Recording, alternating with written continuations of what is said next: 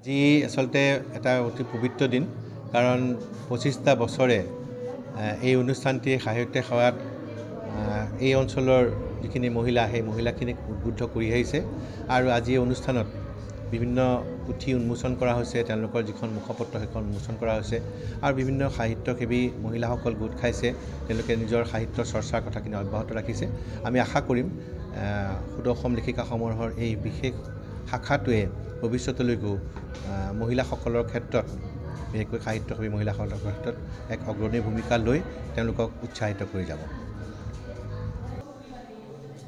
সৰুপেটা শাখা লেখিকা সমাৰোহ সমিতিৰ এই শাখাটিয়ে আজি ২৫ বছৰ ধৰি তেওঁলোকে যথেষ্ট লিখা মেলা কৰা আমি দেখিবলৈ পাইছোঁ। তেওঁলোকে ইতিমধ্যে 11 সংখ্যক অৰুণা নামৰ মুখপত্ৰখন প্ৰকাশ কৰিছে আৰু তাত আমাৰ এই বহুত চিনাকি নাইবা এনেই মানে ঘৰত ভিতৰত সোমাই নাথাকি পেলাই তেওঁলোকে সুন্দৰভাৱে ওলাই আহি যি সাহিত্য চৰ্চা কৰিছে ই আমাৰ আচলতে সাহিত্যৰ ভঁৰাল চহকী কৰিব আৰু তেখেতসকলৰ যিটো লিখা মেলাৰ পদ্ধতি এই পদ্ধতিয়ে অন্যান্যবিলাককো নিশ্চয় আকৰ্ষিত কৰিব।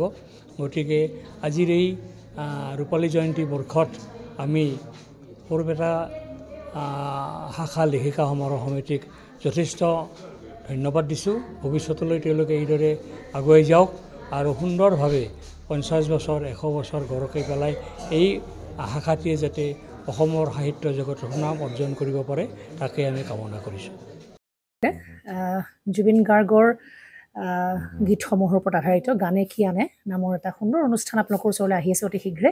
অহা 15 আগষ্টৰ পৰা ধেমাজিৰ পৰা প্ৰথম অডিশ্যন আৰম্ভ হ'ব আৰু সেই অডিশ্যনৰ যোগেদি বিভিন্ন কণ্ঠশিল্পীসকলে যিসকলে এই অনুষ্ঠানত যোগদান কৰিব বিচাৰে তেওঁলোকে এই অডিশ্যনৰ যোগেদি আগবাঢ়ি আহক আৰু জুবিন গাৰ্গৰ বহুত ভাল লগা গান আমি সদায় শুনি আহোঁ আৰু আপোনালোকৰ যদি ভাল লগা গান থাকে জুবিন গাৰ্গৰ আপোনালোকে গাই ভাল পায় তেন্তে অডিশ্যনত যোগদান কৰক। মোৰ ফালৰ পৰা আন্তৰিক শুভকামনা থাকিল এই সম্পূৰ্ণ অনুষ্ঠানটোলৈ।